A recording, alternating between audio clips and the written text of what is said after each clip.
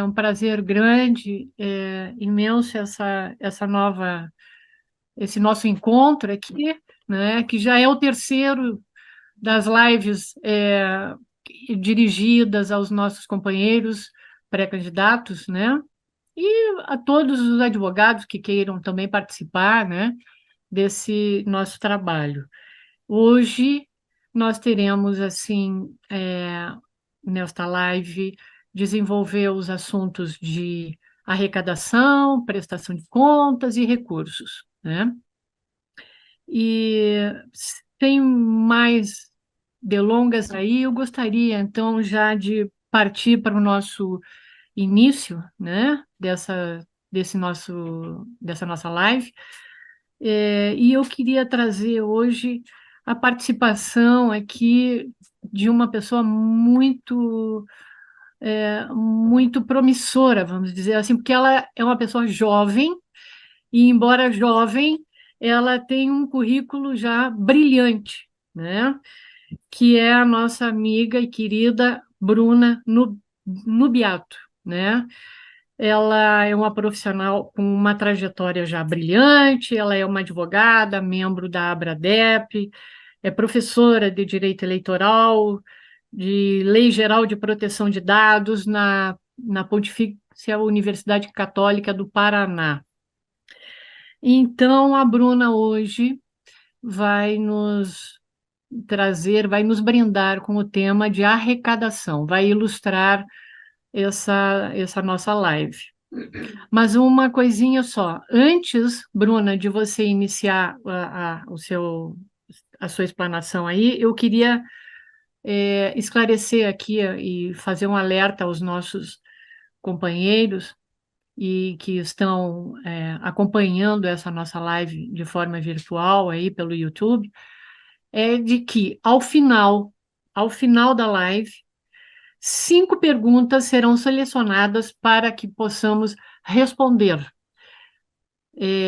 As restantes, tá, serão anotadas e encaminhadas a todos os advogados e participantes dessa live, o que significa que ninguém vai ficar sem resposta. Todos aqueles que tiverem dúvidas e que quiserem algum esclarecimento, embora não estejam naquelas 5 que serão respondidas ao final, eles terão essas perguntas e as suas dúvidas respondidas posteriormente, que serão encaminhadas a eles também, tá? Era isso que eu queria deixar aí bem esclarecido, bem claro a todos, tá bom?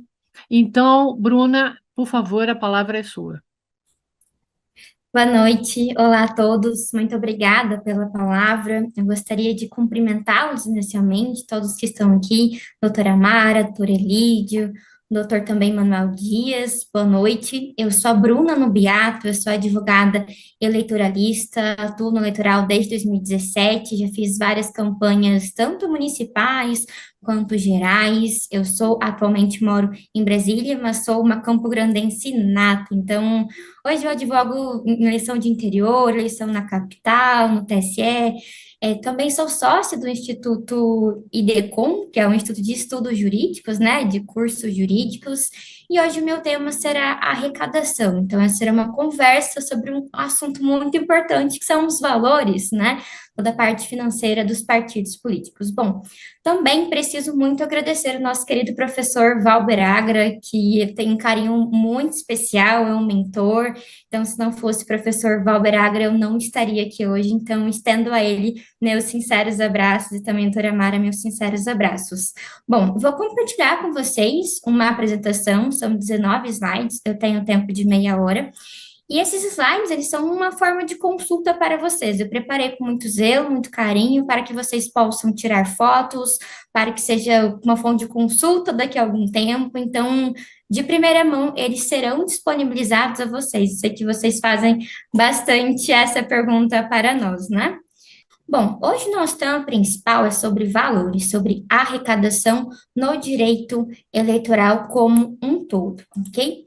Quando a gente fala de direito eleitoral e arrecadação, estamos falando primeiramente de lisura das eleições, igualdade entre os candidatos, e aqui eu já cumprimento todos os nossos queridos companheiros e pré-candidatos aqui presentes, porque essa aula é para isso, para proporcionar a vocês o maior conteúdo possível e a maior igualdade no pleito, né, na lisura das eleições. Depois, sobre o equilíbrio desse pleito eleitoral, e estamos falando da Lei 9504 de 97.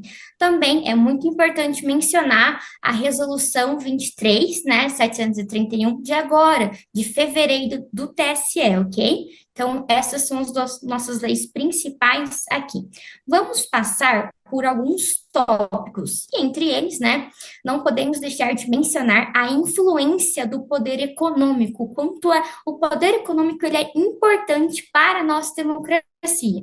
Nós temos alguns estudos, e o fórum aqui, o OECD, o ECDC, ele traz lá de Paris, 2014, que a democracia, ela não tem preço, mas ela tem um custo para nós. Então, estamos falando de arrecadação, de financiamento, nós temos um processo democrático, uma lisura democrática, né?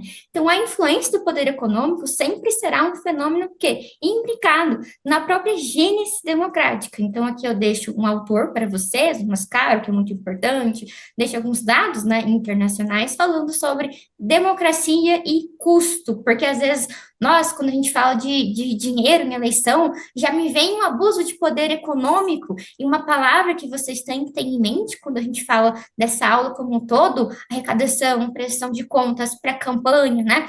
É o tal abuso do poder econômico, né? Então, quando a gente pensa, nossa, dinheiro é algo sujo, dinheiro é algo que não é limpo, e não é assim, a gente precisa de um dinheiro, a gente precisa dessa parte para a própria lisura das eleições e para a própria democracia, né? Não sendo isso somente um tabu.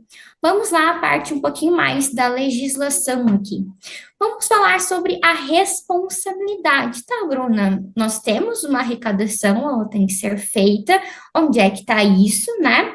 E de quem é a responsabilidade? Então, o artigo 17 da lei que a gente já mencionou ali atrás, ele afirma que as campanhas serão realizadas sob a responsabilidade dos partidos políticos ou de seus candidatos. Vocês, pré-candidatos, sempre têm que estar ali apoiando, sempre têm que estar ali na lisura, tá bom? Sempre de olho, ajudando o partido político. Para quê? A gente, vocês já viram isso em outras aulas, mas a gente tem uma democracia intrapartidária. O partido, eles têm que estar em união, tem que estar, né, junto ali, coligado, certo? Caminhando em conjunto. Então, vem aqui a lei, o artigo 17, trazendo essa responsabilidade dos partidos ou de seus candidatos. A gente vai estudar os sistemas, SPCA, SPCE, né? Então, aqui a gente traz algo muito importante que vem lá de 2015, que vocês estão carecas de saber, que é a ADI 4650 que trouxe, né? Que não pode mais arrecadação de pessoa jurídica, tá bom? Então, a gente sabe desse veto, tem aqui, até aqui o artigo 24b da lei, que depois viu isso, lá em 2015, né? Mas a origem de tudo isso das PJs, né? Foi a ADI do STF, então a gente teve essa decisão bem importante que mudou o nosso cenário do eleitoral. Bruna, vamos falar agora de limites de gastos, né? Então, quem é que define, onde é que está muito isso? Então, lá em 2017, né, passou a ser definido por lei, mas o TSE ele vai divulgando esses limites, tá? Então, quem está ditando aqui por meio das resoluções, artigos, né, é o próprio TSE. Vamos lá, então. No artigo 18A, a gente tem que serão contabilizados no limite de gastos de campanha essas despesas efetuadas pelo candidato, presta atenção, e as efetuadas pelos partidos, que puderem ser individualizados. Aqui a gente sempre vai individualizar esses gastos, tá? Dos partidos, da campanha, enfim. E entra a questão da responsabilidade e a divulgação pelo próprio TSE, né? Que é muito importante nesse momento. Quando a gente fala do eleitoral em si, vocês já tiveram algumas lives, vocês sabem que a gente tem que observar uma legislação, que queira ou não, é uma legislação um pouco antiga, então vem o TSE e regulamenta, né? Então a gente tem que sempre conjugar a lei com as resoluções, com as consultas e com os entendimentos, né? Isso no eleitoral é muito importante, então olhar para o nosso TSE é muito importante. Bom, Bruna, e se eu descumprir o teto de gastos, limites de gastos que o TSE nos impôs lá pela resolução? Então, a gente tem aqui uma possível AIGE, né? E até uma aplicação de multa, né? E lá no futuro, né? Culmina a cassação do diploma, inelegibilidade. Então, quando a gente fala de sanção, principalmente na arrecadação, primeiro a gente começa com multa, depois a gente vai para AIGE, tá bom? Isso é bem importante para a gente, tá? Mas, Bruna, teve um descumprimento aqui, o que que vai dar? Isso é mais na prática, né? Tá, primeiro, multa, depois uma AIGE, né? Depois cassação e, quem sabe, uma inelegibilidade, que não é o que a gente quer, né? Por isso a gente está estudando aqui, a gente corre disso. Bom, vamos lá. Quem é que faz a administração desses gastos? Porque a gente tem, né, tem que ter um gestor público ali, tem que ter uma figura importante ali. E eu sei que vocês estão bem atentos a isso, e cada diretório aí vai ter o seu tesoureiro, né?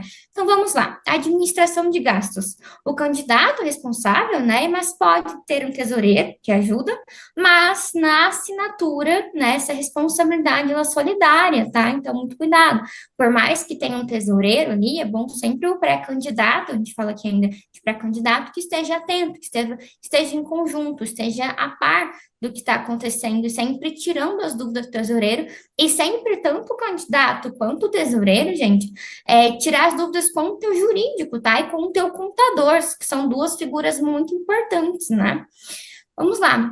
Sobre as consequências de algumas irregularidades na administração dos gastos de campanha, eu coloquei aqui quais são as fontes, a prática conhecida como caixa 2. Então, assim, cuidado. Pode ter multa, pode ter desaprovação lá na frente, tá bom?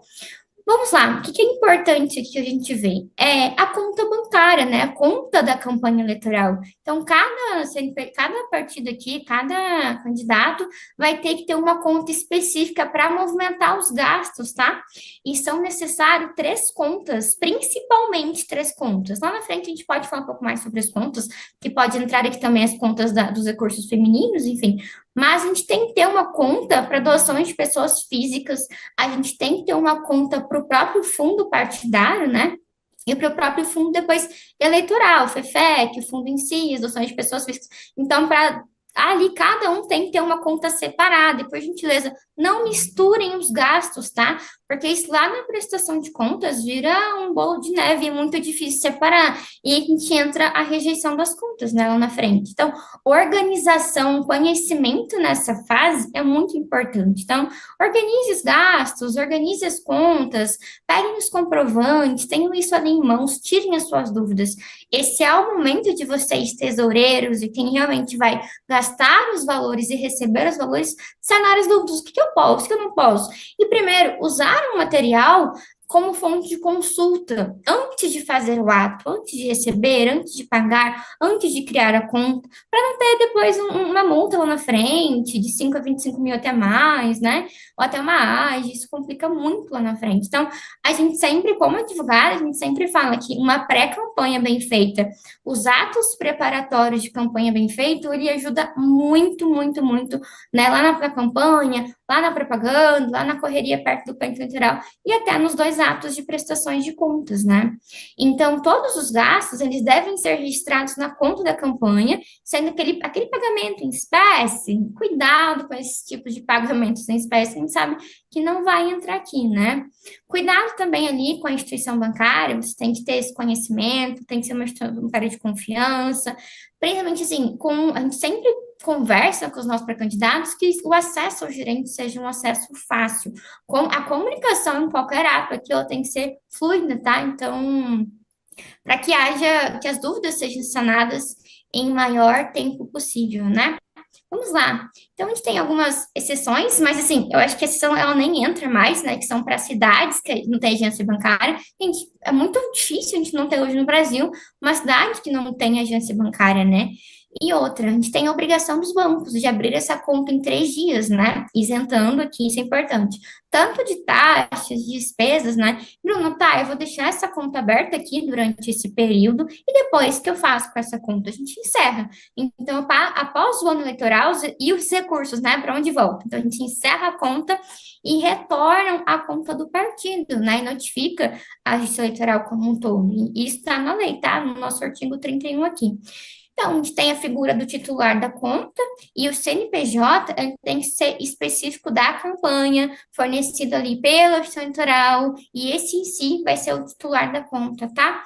Então, gente, vocês, o que é importante falar quando a gente fala de abertura de conta aqui, CNPJ, que vocês confiram os dados, né? Os dados de vocês, os dados ali do partido político e os dados do nome, tá? Dos candidatos.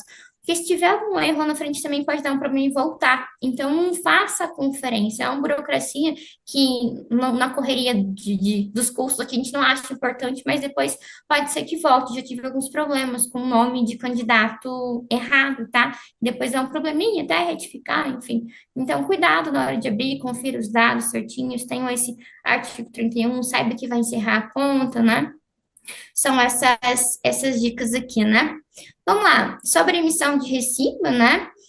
A emissão de recibo, ela é muito importante, gente. Então, cuidado com cada recibo que você vai emitir, fiquem muito atentos. Lembre-se de pegar os recibos, pequem pelo excesso, porque a gente tem uma figura que eu já falei antes, que é o abuso de poder econômico, né? Então, peque pelo excesso. Na dúvida, pega o recibo. Na dúvida, sabe, consulte seu jurídico, consulte ali o seu contador, principalmente, né?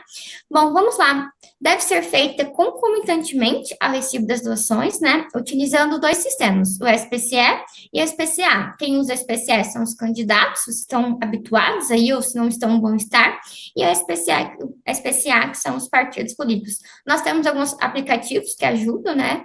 Que o Decente Jus, por exemplo, enfim, são algumas IAs, algumas empresas que ajudam nesse preenchimento. Vamos lá, sobre irregularidades. Emitir recibos após a arrecadação de recursos é considerado irregular pelo TSE. Isso compromete a própria confiabilidade das contas, né? E posteriormente, eu trouxe um julgado relevante para a gente aqui. O TSE tem uma jurisprudência sobre essa matéria. Aí depois vocês consultam aqui o resto do ministro Versiani, tá bom? Vou trazer alguns outros depois, mas é mais esse ministro Versiani que é bem importante, que trata dessa irregularidade, tá bom? Bom, prosseguindo com vocês, a gente fala das fontes de receita, isso é bastante importante, e eu acho que esse é o momento que vocês mais vão tirar um print aqui, né? Nós temos 4 fontes de receitas para as campanhas eleitorais previstas e permitidas pela legislação eleitoral. Primeiro, que são os recursos do próprio candidato, que aqui é o autofinanciamento, cada um tem um limite, tá, gente? Então, a gente vai falar os 4, depois a gente vai esmiuçando cada uma. Depois, os recursos repassados pelos partidos, inclusive os provenientes do fundo, né? Depois, as doações em si de pessoas físicas e o recurso vindo, né, do FEFEC, né? São as principais fontes de receitas aqui, tá? Eu tenho bastante dúvidas sobre isso, tá? Principalmente de pré-candidatos que estão aí vindo pela primeira vez, que estão conhecendo o eleitoral, que têm essas candidaturas lançadas agora, né? Então, assim, tirem print disso aqui que é importante, levem para o partido político, conversem como são feitas as doações, né? Conversem sobre cada modalidade. Se possível, gente, conjuguem todas as modalidades, porque recurso é importante, como a gente viu lá no primeiro slide, quando a gente falou dos dinheiros, né? Do dinheiro, enfim. Bom, vamos lá. Sobre o recurso do próprio candidato, que é o tal do autofinanciamento, a gente tem a lei, que é uma lei 9 de 2019, que veio da mini-reforma, né? E aqui no artigo 23, parágrafo 10º, ele fala que o candidato poderá usar até 100% dos limites previstos para doações de pessoas físicas em sua própria campanha. Então, tem um limite, tá, gente? Então, vocês sempre vão observar os limites das doações feitas em sua própria campanha, tá? Esses limites, se eu fosse vocês, eu faria, tá? Qual que é o limite do recurso do autofinanciamento? É esse. Qual que é o limite disso? Anotar os limites é bastante importante. Bom, a gente já trouxe o artigo aqui para vocês printarem, saber onde está isso, onde é que precisa, né? E a gente trata aqui da possibilidade de o candidato doar para sua própria campanha, né? Então, pode doar para sua própria campanha, acrescentando que a doação deve ser feita diretamente à conta de campanha, seguindo as regras. Bruna, eu vou me autofinanciar, mas o valor não vai passar pela conta de campanha. Não, de jeito nenhum. Então, tudo tem que estar nas contas de campanha, que são as contas que você viu que a gente tem que abrir lá atrás, tá? Então, todo o autofinanciamento, mas o dinheiro é meu. Não, não. Tudo vai ter que entrar ali. E quanto mais documentos, mais organizada for a sua conta, né? Quanto mais ele passar, melhor é nessa regulamentação, tá? Então, cuidado com esse X aqui também, ok? Sobre os recursos do próprio candidato, né? Já coloquei limite aqui, 10% também dos limites dos recursos próprios, que a gente já falou.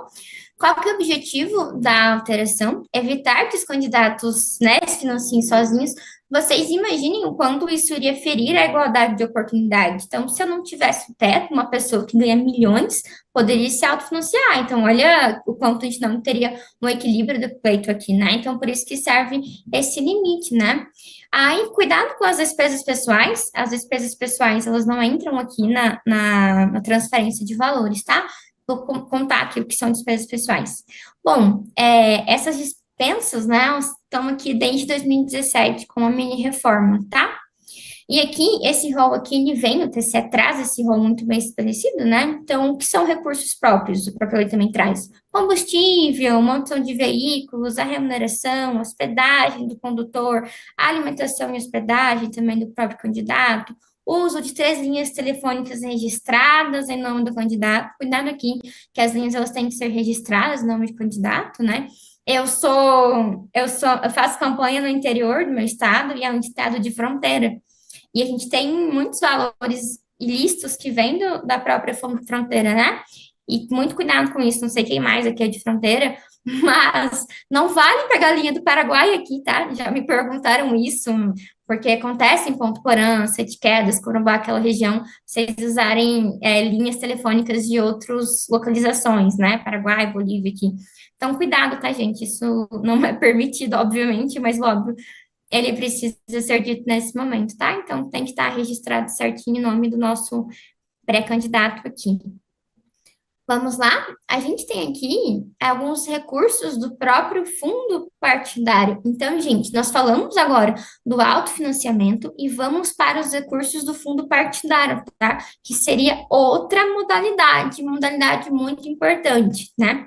O fundo partidário, ele não é repassado para o partido somente em um momento. Não, ele pode ser repassado em mais momentos, inclusive em ano eleitoral, tá bom? A gente tem o artigo 28, que fala transferência de valores, né? Que tem que estar registrado, tanto nos partidos políticos tem que fazer esse registro, obviamente, quanto para os candidatos, tá? Então, os dois ali vão registrar. Para ter uma transparência nas doações, esses valores, eles devem ser individualizados e muito cuidado. Vocês sabem aqui, com a doação oculta, que entra muito depois no Caixa 2, né? Aí a gente observa daí do STF 5.394 e, obviamente, visa evitar esquemas fraudulentos, repasses ilícitos, enfim. E aqui, gente, quando a gente fala do atual cenário do STE, do TSE, a gente tem que falar muito sobre cota de gênero, né? A gente tem que olhar para a cota de gênero, é muito importante. E não é só na hora das escolhas dos candidatos nas convenções partidárias, não, é aqui também. Então, tudo que vocês forem fazer olhar, olhe para a cota de gênero, principalmente os partidos políticos. Sabe? A gente já teve várias chapas inteiras cassadas pela não observância das cotas, né? Então, a gente tem um mínimo de 30% aqui também, né? A gente tem essa proporcionalidade, entra mais uma daí lá do STF, né? Falando sobre a distribuição das cotas, tá? Então, tem que ter muito cuidado com isso, né? A participação feminina, ela deve ser colocada, elencada, e mulheres cobrem isso dos partidos de vocês, tá? A gente sabe que o partido aqui vigente, ele é muito bom nisso, né? Sempre tem essa promoção muito boa, mas é importante as mulheres ficarem atentas, tá? Em todos os lugares que vocês tiverem, os 30% é um tema muito sensível para o TSE. Eu não sei se vocês conhecem tanto aqui do TSE, mas a ministra Edilene Lobo e a ministra Vera Lúcia, assim, escrevem muito sobre esse tema e estão diariamente lutando, né, a favor desse tema, tá? Então, quando vocês forem, por acaso, pleitear algo sobre isso, lembrem nossas duas ministras que são, assim, duas mulheres negras agora que vieram para o TSE, assim, estão fazendo muita diferença, né, nessa questão de gênero, tá? Bom, depois nós temos a doação de pessoa física, né? Em si, a gente vai falar sobre gratuidade, limite, depósitos, cheques e doações online que hoje são permitidos, inclusive o Pix, né? Vamos lá. Mesmo gratuito, a gente tem que ter tem que ter um cuidado aqui, né? Os gastos como os veículos, aluguéis, né? Tem que ver onde que entra o gasto de campanha e onde que não entra. A limitação, cuidado, gente, não confundir limitação de autofinanciamento com aqui limitação de doação de pessoa física, tá? Muita gente confunde. Então, assim, põe uma tabelinha para vocês o que que é um autofinanciamento e qual que é o limite de doação aqui, porque isso pode gerar uma certa confusão. Bom, o limite de doação de pessoa física, isso aqui não é autofinanciamento, tá? São pessoas físicas como um todo. Vamos lá. Então, é limitado a 10% dos rendimentos brutos do doador. E, Bruna, 10% dos brutos do quê? Do último imposto de renda. Então, você vai pegar o seu último imposto de renda, calcula lá 10% e é isso que você pode fazer a doação. Rendimento bruto, tá, gente? Cuidado com isso aqui, que também pode gerar uma certa encruzilhada aqui, né? Os depósitos, eles têm que ser identificados. Nunca, nunca, não aceite doações ocultas, tá? A gente já falou disso. Então, sempre depósitos em espécies ali identificados, né?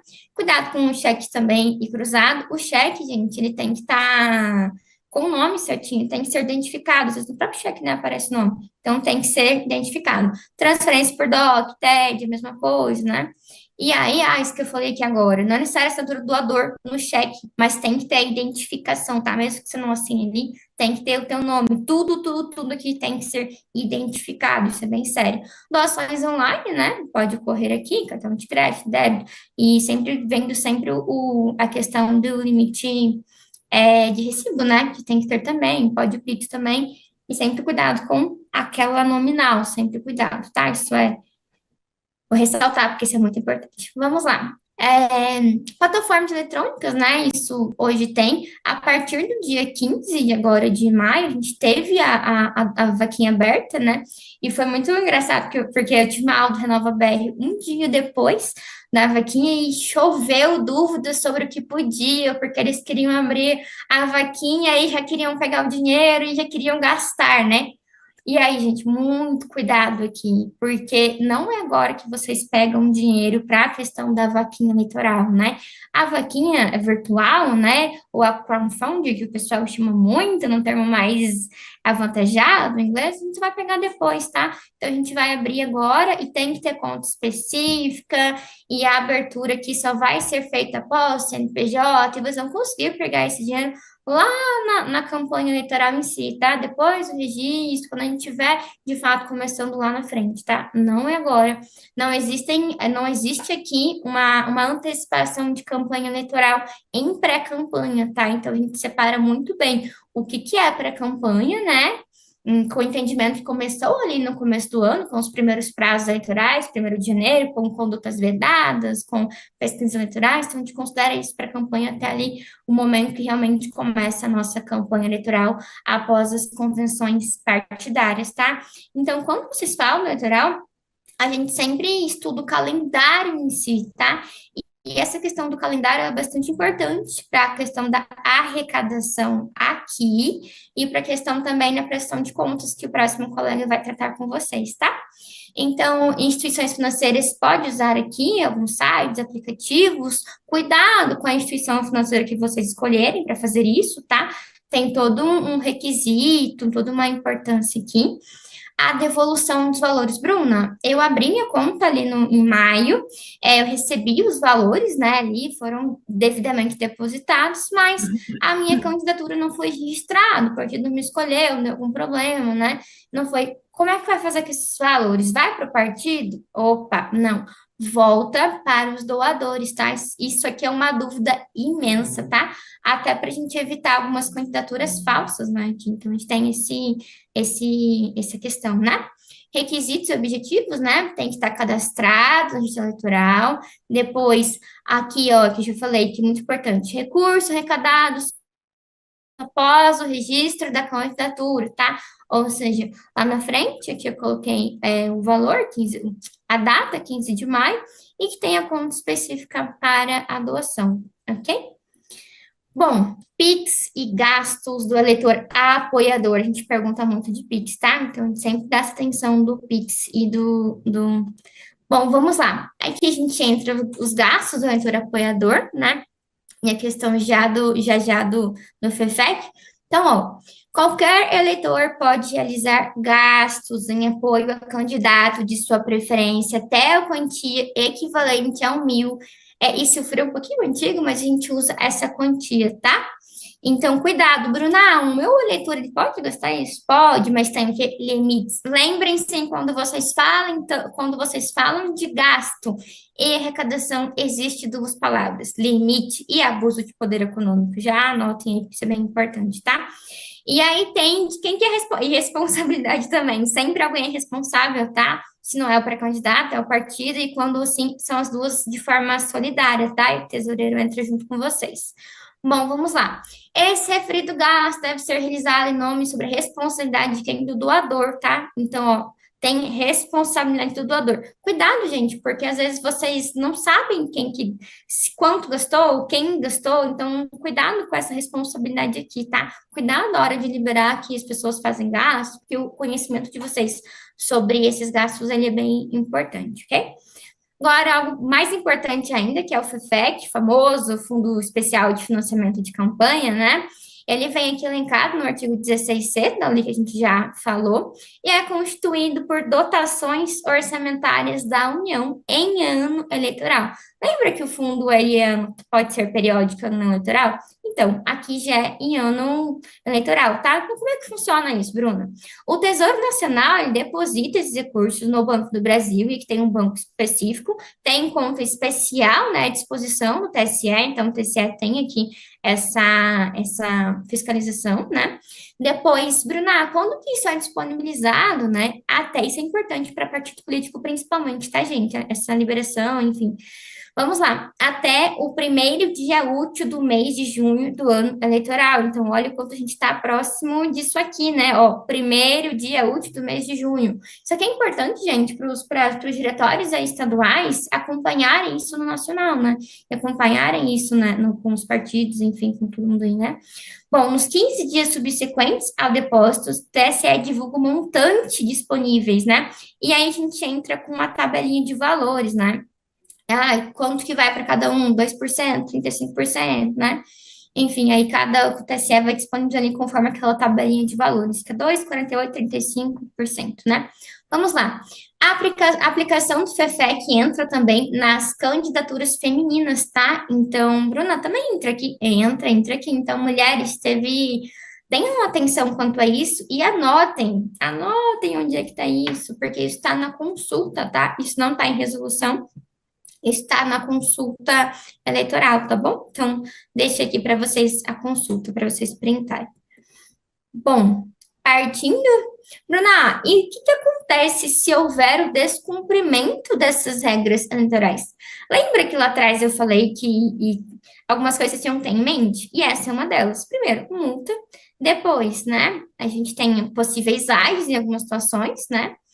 Depois a gente tem a cassação do registro e até a inelegibilidade, né? Então, são algumas penalidades, né? Alguns exemplos de infrações: o uso de recurso não declarado, que é o que mais acontece, né? A gente tem tanta inelegibilidade no escritório porque não acabou não declarando, cassou mandato, né? Ou perdeu, enfim. A gente tem muita ação sobre isso, né? Principalmente gasto acima do limite estabelecido, cuidado com pré-campanha, né? Cuidado com campanha, cuide dos gastos, cuide dos limites, né? E também recebimento de doações de fontes vedadas, cuidado com recebimento oculto, fontes vedadas, né? Essas três infrações, elas são mais comuns, tá, gente? Vocês sabem bastante disso, então é um óbvio que tem que ser claro, tá? Então, cuidado com o uso de recursos não declarados. Declarem, peguem o recibo, registrem, cadastrem na SPCE ou no SPCA, tá? Depois os gastos, né? Assim, dos limites e depois as fontes vedadas aqui. Bom, como é que é esse processo de fiscalização? Ele é realizado pelo TSE e pelos TRS, né? Hoje muito mais pelos TRS, eleição municipal, e inclui aqui a análise das prestações de contas. E vocês sabem o quanto a gente tem problemas, né, com prestações de contas aqui indeferidos, até rejeitadas e que voltam para correção, né? Bom, claro que aqui todo cidadão pode registrar, denunciar a irregularidade, e o Ministério Eleitoral, ele atua aqui, tá? E tem uma caneta bem pesada nesse sentido. Bom, gente, era essa conversa que eu queria ter com vocês sobre arrecadação, essas fontes principais, esse é o principal, assim, e que esse material seja uma fonte de consulta para vocês. Eu queria deixar o material que eu usei aqui. Eu uso muito o livro do professor Renato Ribeiro de Almeida, de São Paulo, que é um querido amigo. O Renato tem um e-book na Amazon que é muito bom. O e-book, ele assim, ele é R$ 24, R$ 30. Ele é algo muito acessível. E para quem trabalha com litoral, tem que conhecer o básico, ele é muito importante, tá? E o livro, o e-book do Renato, ele vai direto nas alterações, sabe? Então, que eu fui direto com vocês, o livro também vai, tá? Então, é uma fonte aí para quem está chefiando campanha, para quem precisa coordenar a campanha, tá? Eu uso esse livro, ele é um pouquinho mais grosso, mas tem o e-book. Eu uso também o livro do professor João Paulo Oliveira, que é um livro de agora, de 2024, já está atualizado com a resolução. A resolução desse ano ela trouxe mais algo sobre contas bancárias do que tudo, tá? As principais alterações eu disse para vocês. Então, eu uso o livro do João Paulo.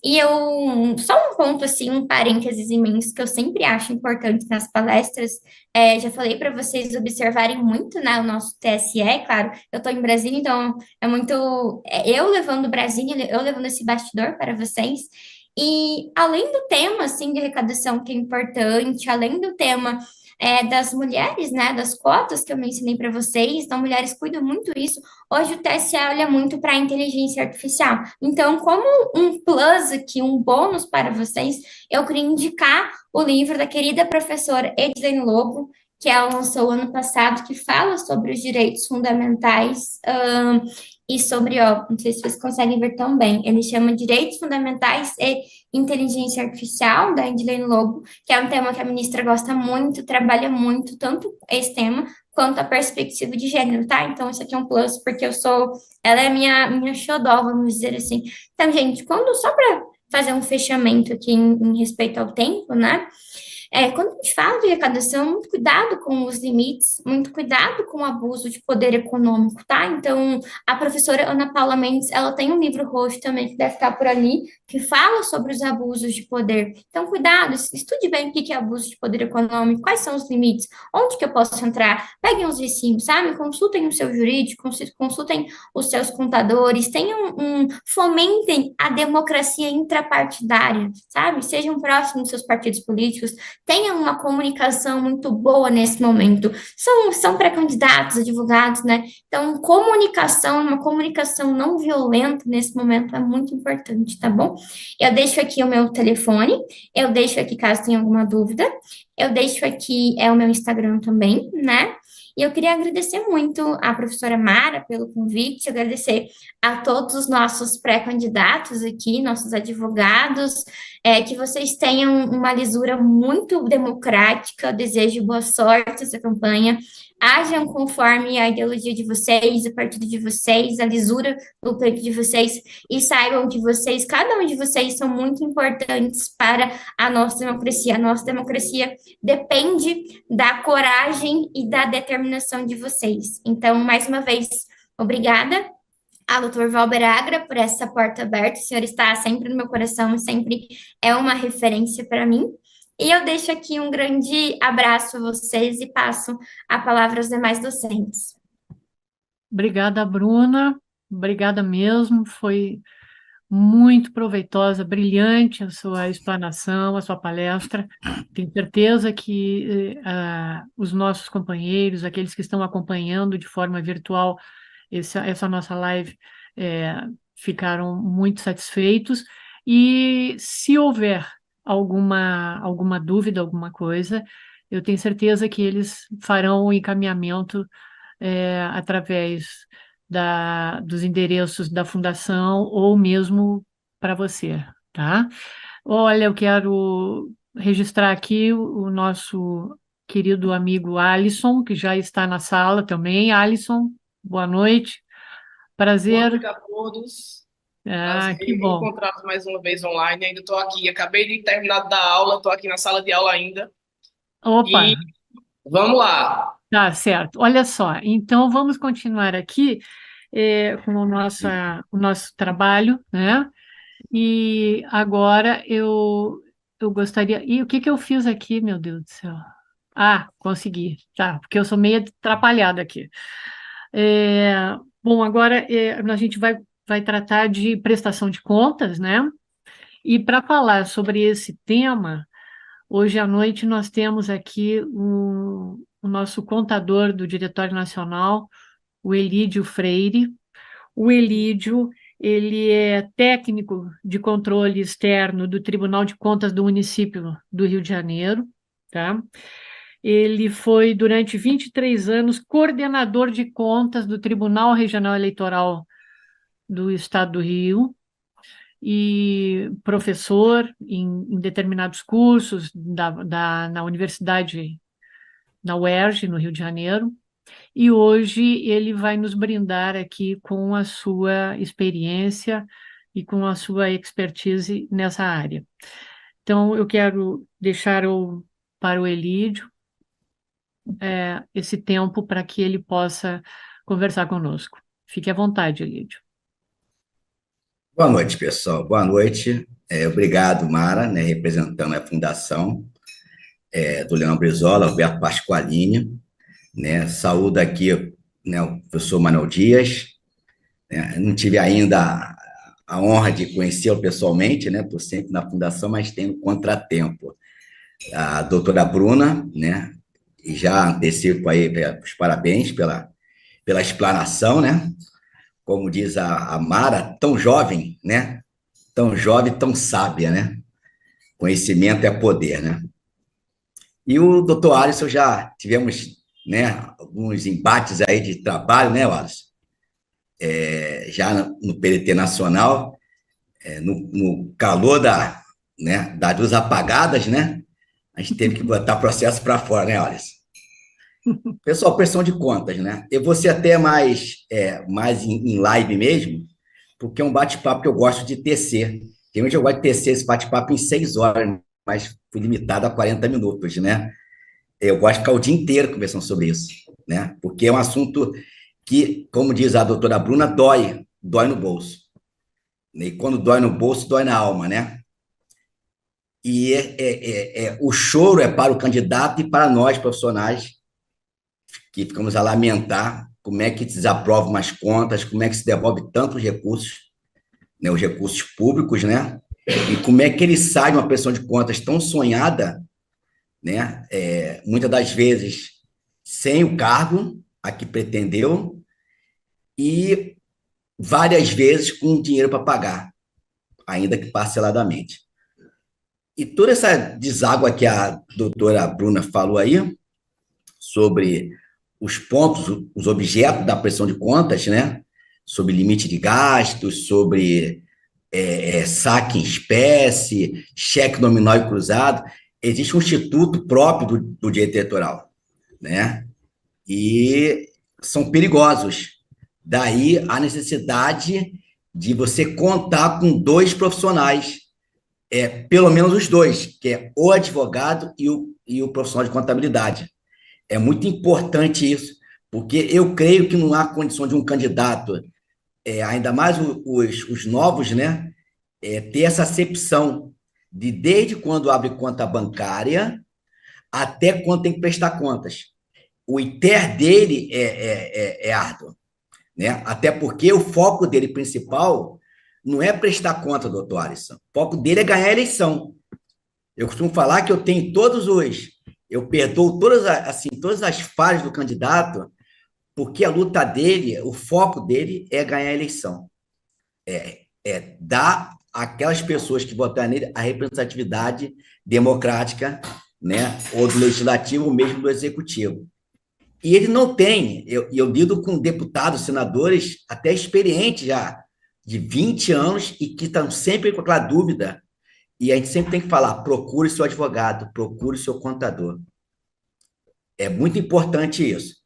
Pois bem, então, satisfeitas essas nuances aí de arrecadar recursos, né, e efetuar gastos, que a doutora Bruna, né, discorreu, chega uma hora que ele tem que prestar contas.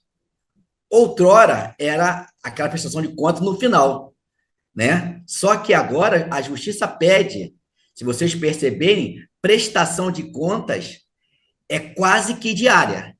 Por que razão? O candidato recebeu recursos financeiros, 72 horas para prestar contas, né? E no início da campanha é isso, né? Receber recursos financeiros.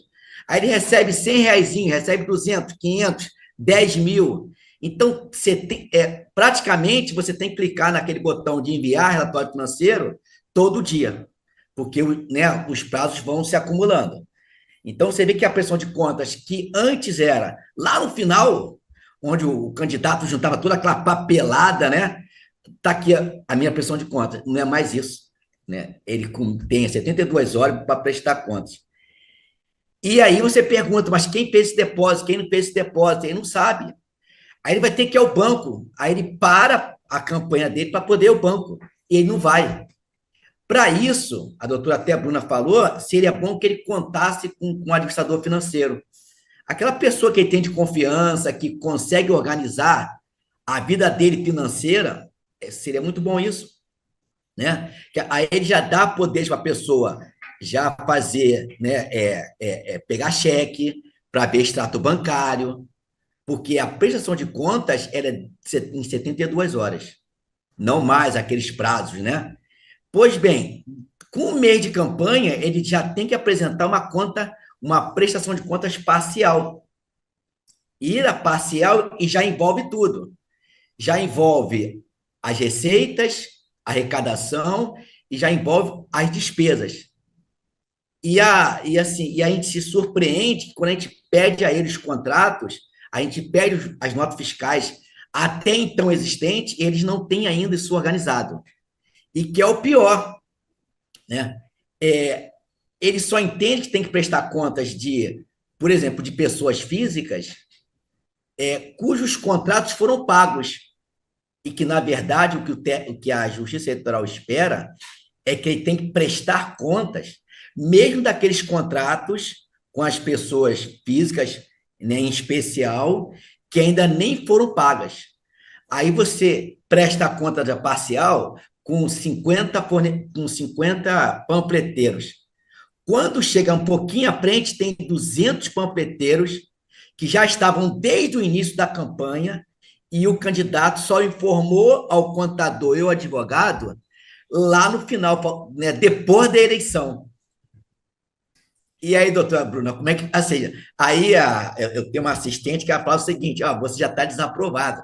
Quer dizer, ela mata o candidato, né? Ela cria no candidato essa questão, porque ela já antecipou o problema dele. A professora Rita Gonçalves, que dá muita aula, né, em São Paulo, no Brasil inteiro, né? Daqui a pouco já está aí na Europa. Ela fala que, às vezes, as contas podem ser desaprovadas já na abertura da conta bancária, porque ele teria 10 dias para abrir a conta, só que ele chega lá no 9º dia, o gerente tem até 3 dias úteis para proceder à abertura, e como essa conta não gera dinheiro nenhum, o que acontece? O gerente não tem muito interesse. Eu tenho candidatos que são até eleitos, que ele dá para o gerente o documento hoje, quando ele volta lá para pegar já o cheque ou qualquer coisa do tipo, que a conta está aberta, o gerente nem tocou na mão da conta bancária. Então, às vezes, o candidato já está desaprovado, Mara, já na abertura da conta bancária. Ele já tem problemas com isso, né? Então, assim, você vê que a prestação de contas, ela não é mais aquela questão de só no final, todo dia tem que se prestar contas. E é daí que você tem que ter uma pessoa que te ajude a fazer isso, candidato. Tá certo? Então, aí você tem a parcial, né? Que ali você vai colocar toda a arrecadação de recursos e todos os gastos efetuados até ali. Gastos pagos ou não, gasto contratado, né? Repisa-se, né? Os maiores erros são aqueles contratos com pessoas físicas que não foram pagos e que ele não informa para a contabilidade que ele tinha lá, em vez de ser 30 contratados, tinha 50. Só vamos descobrir isso posteriormente. Pois bem, ele continua a campanha dele, né? Ele continua a campanha arrecadando recursos, gastando para o êxito final, né? Aí vem até a prestação de contas final. Essa prestação de contas final, Mara, aquela parcial que foi, né, de 9 a 13 de setembro, que não mudou a data, né? Queria até botar um pouquinho mais para frente, de 9 a 13 de setembro, daqui a pouco tempo depois, você já começa a prestação de contas final, né? Ela começa após a eleição, né? Existem candidatos que já desanimados querem prestar contas antes.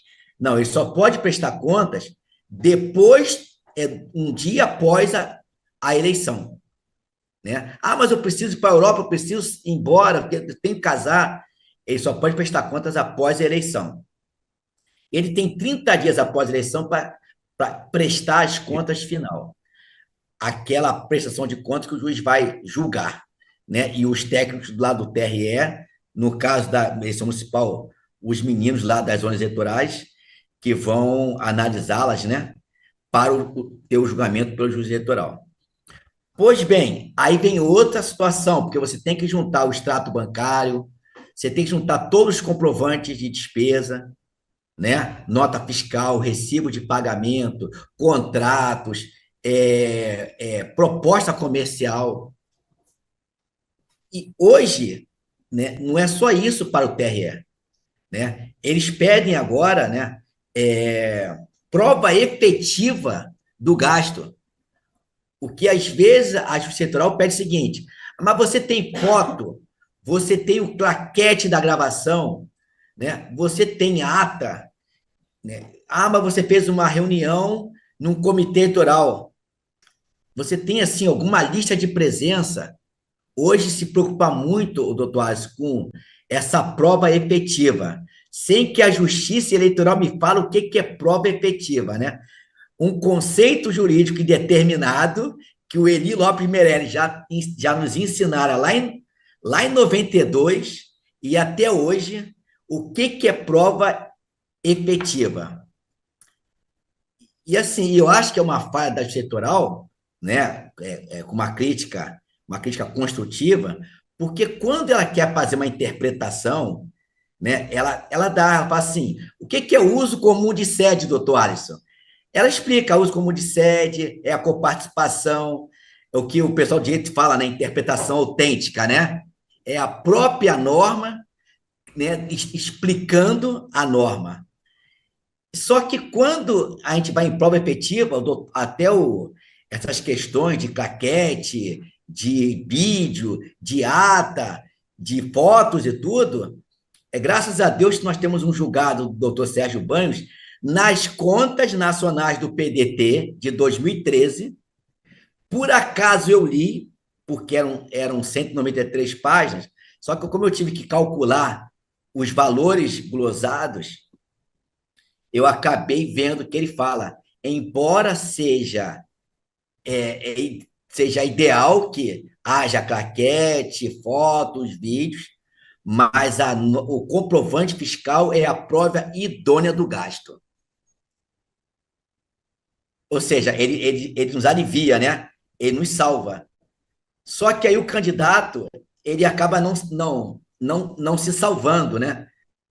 Existe uma música, ela é um pouquinho vulgar, mas me permite falar, não cantar, é que para fazer besteira, né, eu não preciso de ninguém, né? Eu não preciso de ninguém para fazer besteira comigo. Olha aqui, Mário. E aí, o que acontece? Quando o candidato vai pegar a nota fiscal, na gráfica, por exemplo, Tuás, ele esquece que o panfleto tem que ter a medida, ele esquece que o panfleto tem que ter o CNPJ de quem forneceu e de quem contratou. O contrato de pessoa física, está lá o contrato de pessoa física, fala assim: contratado para o serviço na campanha.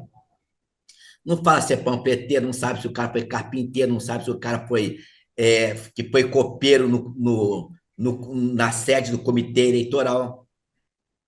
E aí, tudo que o doutor Sérgio Banho tentou aliviar, aí acaba o candidato se atrapalhando, porque é o que mais temos é o comprovante fiscal vazio. Serviço contábil, Mara, serviço contábil do mês. Mas o que é serviço contábil? Aí bota lá, doutor, eu sei que ela não vai fazer isso, doutora Bruna. Serviço advocatício. Ela não coloca serviços advocatícios referente às eleições 2024, no período tanto a tanto, conforme o contrato. O que ela faz? Serviço advocatício. Aí o técnico olha, pô, mas isso aqui não serve. Por que o serviço...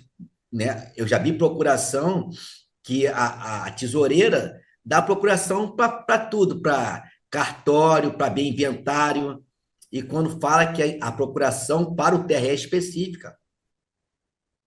Então, tu vê essas falhas que vão trazendo calor, né, ao trabalho do advogado e do contador. É isso aí que nós temos que treinar bastante. Por isso aqui é uma live, porque curso de 6 a 8 horas. Não para sacrificar o pobre do candidato, mas para que ele tenha a segurança mínima do que ele vai fazer na campanha. Pois bem, então, nessa prestação de contas, eu vou ter os documentos fiscais, arrecadação. Tivemos uma candidata aqui, é bom a gente até exemplificar, né? Cujo marido fez R$ 1.000 em depósito. O que fez com esses R$ 1.000 em depósito? Havia o CNPJ identificando o depósito, quando em verdade seria o CPF dele. Quer dizer, ele teve uma boa-fé de ajudar a esposa, mas ele tinha que ter identificado o CPF, aí identificou o quê? O CNPJ. Aí, na prestação de contas, isso vai ser glosado. A pessoa vai no posto de gasolina, paga com cartão de crédito, porque o posto, né, a pessoa pagou com cartão de crédito dela. E, na verdade, a gasolina foi para a campanha, então tinha que ser com o CNPJ. Quando a gente pega para a prestação de contas esse documento fiscal, a gente fala, ó, isso aqui se foi pago com recurso público, você vai ter que devolver esse dinheiro.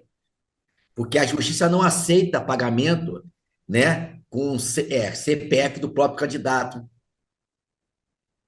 Às vezes o pagamento já com o CNPJ do candidato, mas que ele pagou em dinheiro. Eu vou pagar aqui em dinheiro, depois eu pego da campanha o valor, eu vou me reembolsar. Não há essa hipótese. Então, assim, vão acontecendo erros que desabam na prestação de contas, que leva, com certeza, à desaprovação das contas. Quando leva à desaprovação, a gente até comemora. A questão maior é quando as contas são desaprovadas e recursos têm de ser recolhidos. Pois bem, então a gente tem essa fase, né, da prestação de contas, Mara, que essas três, né? Que é o relatório, e eu gosto de falar que são prestação de contas, tá? Relatório financeiro, prestação de contas parcial e final. Com a minha experiência, graças a Deus, né, até porque os cabelos já são brancos, né? O que você tem que entender? Que desde quando você envia o relatório financeiro, a Justiça Eleitoral já sabe o que você fez. Ela não está preocupada só com o relatório financeiro. Está lá na norma que fala que os dados do financeiro e da parcial, você já consegue ver também os gastos. Então, sem querer você cometer um deslize no relatório financeiro, aquilo já foi para a conta, Mara. Você até pode retificar, só que você vai ter que retificar justificando. Lá vai o advogado perder horas, né, do trabalho, porque vai ter que dar um jeito. Dá o seu jeito aí, porque você já cometeu um deslize no relatório financeiro. Aí vai ter que retificar justificando. Desculpa, retificar justificando. Tá certo? Então, assim, a gente tem que permear isso ao candidato para que ele seja, assim, fique bem claro quanto a isso. A Bruna até passou, né, alguns erros, né, na campanha, depois eu passo mais alguns isso, se me permitirem, tá?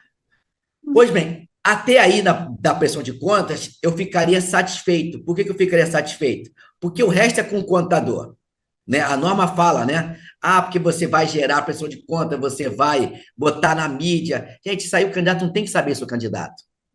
né? Às vezes até cursos, né? O pessoal explicando como acontece e quando dá erro na mídia. Gente, nem o advogado quer saber disso.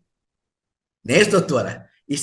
Contador, isso é contigo. Vai lá, gera essa mídia e entrega na justiça eleitoral. Porque o que já foi feito. Foi a campanha, ela foi traduzida em arrecadações e gastos e que vão desaguar na prestação de contas. Então, assim, é bom a gente até parar por aí sobre o aspecto da prestação de contas, que é isso, que eu tenho que fazer o relatório financeiro, a parcial e a final. Há candidatos que, em municípios, né? Nova Iguaçu, aqui no Rio de Janeiro, Nova Iguaçu, São Gonçalo, Niterói, que poderão participar do segundo turno. E aí, né, ele vai ter que prestar contas final do primeiro turno e do segundo turno. Parece que assim, doutor Alisson, é uma coisa simples, né? Mas já tivemos profissionais, né, pesados que esqueceram de enviar o segundo turno, porque o partido participou do segundo turno e ele não entregou o segundo. Só entregou quando foi instado a diligência. E aí já era. Por causa disso, o partido teve que devolver, porque foi desaprovada, a desaprovação causa aquele desconto, né? Você é desaprovado, não é só desaprovado, né? Aí você tem, você vai ter que devolver aquilo que você aplicou regularmente, ou uma sanção de 2 meses. Esses 2 meses serão convertidos em o que você não vai poder ganhar de fundo partidário. E pasmem, não é coisa de 100 mil, 200 mil. Tivemos um exemplo clássico de o partido devolver 800 mil por não prestar conta do segundo turno. O que o candidato acha? Não, mas quem está disputando o segundo turno é o prefeito que eu estou apoiando. Por exemplo, lá em Niterói tem lá, vai ser o PT. Aí o PDT apoia. Só que o PDT está apoiando, inclusive teve gastos, ele vai ter que prestar conta do segundo turno. E não é no segundo turno. Primeiro ele presta o primeiro turno, que todos devem prestar conta do primeiro turno. E no segundo turno, né? Então tem lá até o dia 5 de setembro, se não falo a memória, né? 5 de novembro, que é a data final para você prestar contas final. Aí do segundo turno você tem até o dia 16 de novembro. Aí se você assim não faz, além das suas contas podem estar desaprovadas, ou vai com ressalva, mas você vai ter esse desconto, sobretudo com o partido político. O candidato seria mais desaprovação mesmo, né? E aí teria essa situação. Tá certo, gente? Então, deixa eu ver se eu passei aqui para vocês.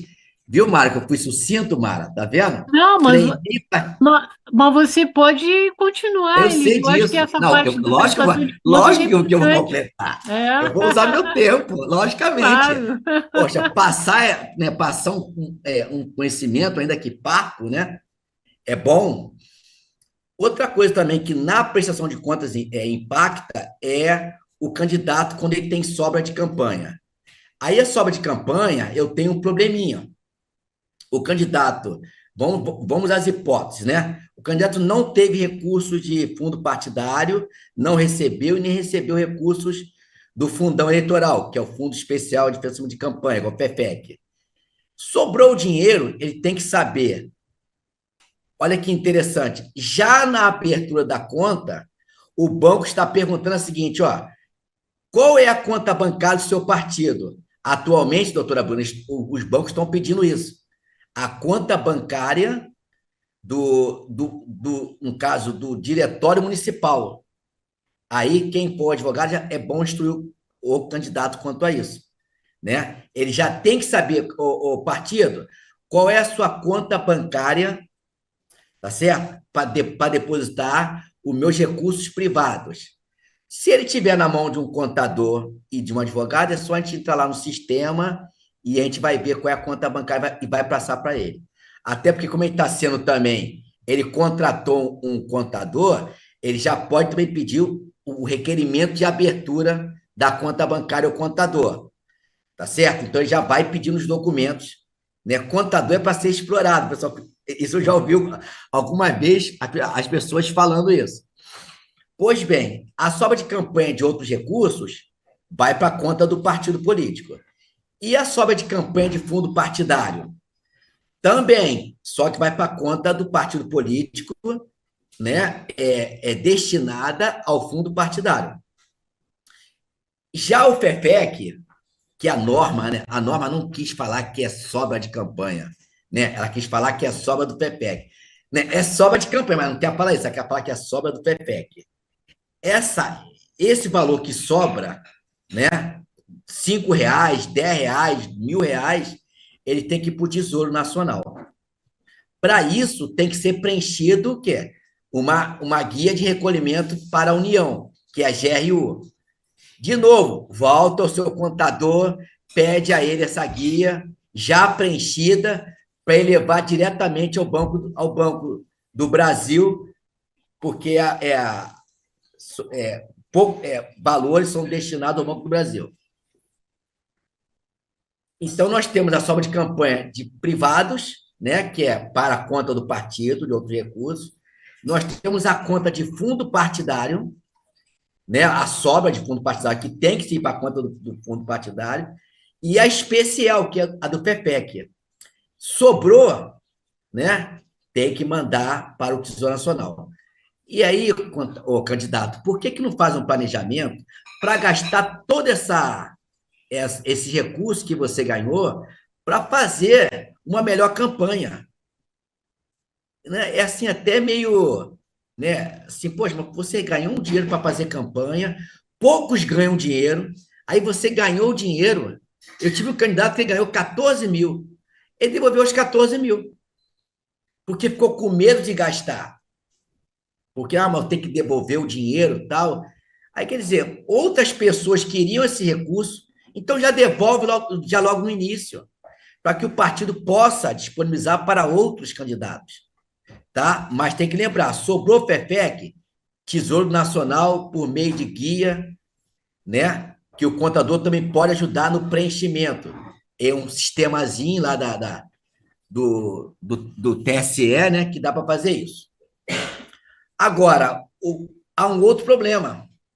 Por exemplo, o candidato, eles compram muito isso. Aquela caixa de som que fica na rua. Né? Pena que, doutor Alisson, eu não posso portar uma arma aqui, dá vontade de dar um tiro em cada caixa de som daquela. Aí aquela caixa custa 700, custa 1.500 aquela caixa de som, né? Ele comprou com FEFEC. Só que ao término da campanha, aquilo ali é um bem permanente. Ele vai ter que devolver essa caixa de som. Mas o Tesouro não quer a caixa de som, ele quer o dinheiro. Falei, meu amigo, essa caixa de som não me interessa, como é que você vai depositar a caixa de som? Aí diz a norma, ele vai ter que alienar, ele vai ter que vender essa caixa de som antes de prestar contas, para poder pegar o dinheiro, né, auferido da venda, da alienação, para depositar. E aí ele pode ter problemas. Quem vai querer comprar uma caixa de som que foi 800 por 800? Aí ele vai ter que vender a caixa de som por 600. E como é que fica o complemento desse valor de 800? Aí o que eu sugiro? Rapaz, tu não comprou a caixa de som? Agora, devolve o dinheiro e fica a caixa de som para você. É muito mais fácil. Porque lembra, quando se ele pagou com o partidário, ele pode devolver a caixa de som para o partido. Mas como foi FEFEC, tem que devolver para o Tesouro, aí ele vai ter que fazer, não há outro jeito de ter que vender a caixa de som para recolher a quantia em dinheiro do Tesouro Nacional. Então, olha quantas nuances, né, que o candidato tem para que ele não tenha problemas. Né? Vamos lá. O que mais eu vejo? Todo mundo fala que vai até o advogado, todo mundo fala isso. Não, eu vou até o advogado para ver a procuração. Né? A procuração é para o advogado. Ele acha que o advogado vai dar a procuração para ele. Lógico, o advogado, acho que compete ao advogado, né, elaborar uma procuração para assinatura. Só que, assim, existem milhares de candidatos que são julgados não prestados, porque até o final da campanha não tem a procuração ainda. ou porque contratou um advogado que não é do ramo, ou porque contratou um advogado que já recebeu o dinheiro e foi embora. Nós tivemos casos aqui que o candidato falou que estava com demência, né? Que, pô, eu não estou em condições. O cara quase que foi, o candidato quase que foi julgado não prestado, porque já foi intimado para apresentar a procuração e custou. Tivemos que fazer uma retificadora, doutor Alisson, para juntar a procuração oportunamente, porque o candidato sumiu, o advogado sumiu. Então, para vocês verem como é que um simples documento, que é uma procuração assinada pelo próprio candidato, que é para ser colocado na prestação de contas, né? E aí acontece esse problema. Por que assim é importante, né? As pessoas perguntam assim, mas Elídio, a justiça eleitoral tem tanto. Os olhos da justiça eleitoral é de tamanha amplitude que ela consegue ver todas essas falhas nossas de gastos, de, como diz o professor José Jairo Gomes, né? Eu acho que ele fala 2/3 ou 3/5, olha o que ele fala. Ele fala que a maioria é de caixa 2. Quem fala isso não sou eu. É o grande mestre de todos, né? Quando eu falo de todos, por quê? Porque todos os meninos que eu vejo lá que trabalham com juízes, desembargadores, né? Tem na a mesa o professor José Jairo Gomes, né? Que eu recomendo, né? Que é um livro de peso, logicamente é um livro que é para quem é jurista, né? Que é um livro bem pesado, mas de uma excelente profundidade no trato, né? Juntamente com o professor Rodrigo Lopes Ilho, né? Que também é outro promotor brilhante. Pois bem, como é que a Justiça Eleitoral consegue enxergar isso? Primeiro que o sistema eleitoral, né? A justiça, gente, só faz isso. Ela só faz eleição.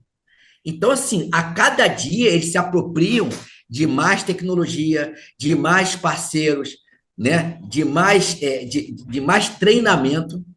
Então, ela consegue, por meio de parcerias com o Banco Central, parceria com a Receita Federal, né? Com vários órgãos públicos e entidades, ela consegue enxergar muita coisa. Agora, o que eu vejo que está ficando em moda, doutor Alisson, é o Big Brother, né? Reverso, né? Candidato contratando advogados e contadores para observar a campanha do adversário. Em 2020, eu fui, entre aspas, contratado para verificar o que o candidato eleito fez que poderia ter ali uma impugnação. E teve, não vou falar o município, por deferência e ética, mas teve, né? O cheque nominal e cruzado, que a doutora Bruna falou, que para qualquer despesa que você for pagar com cheque, você tem que ter o cheque nominal, ou seja, no nome do contratado, e cruzado, aquela paralela que você faz no cheque. Isso é importante. Causas milhares de devolução, quando o cheque não está cruzado nominal. Pois bem, o candidato, ele não cruzou o cheque, porque ele queria que os contratados sacassem na boca do caixa. E que é o pior, ele falou que o adversário dele queria dar um golpe nos contratados porque estava cruzando o cheque. Ou seja, contratados que receberam o cheque na sexta-noite só poderiam sacar o cheque na segunda-feira, razão pela qual ele poderia ter surpresa e não receber. Então, você vê, eu fui contratado para ser o reverso. Isso que nós chamamos de impugnação às contas. Não sei se o doutor deve falar alguma coisa sobre isso, né? Então, eu não vou ter esse comentário, até porque eu sou contador e eu não quero ser rábula, né? Eu não quero ser um rábula no direito, eu não quero ser um advogado putativo, né? Um advogado aparente das normas, né? Embora de bom conhecimento. Tá certo? Outra coisa para a gente fechar, o que impacta, isso sim vou fechar, recebimentos de recursos cuja origem não se percebe. Fonte vedada, por exemplo, né? O TSE falou que lá em outubro ele vai disponibilizar quem são as fontes vedadas, quem são os permissionários, quem são os concessionários.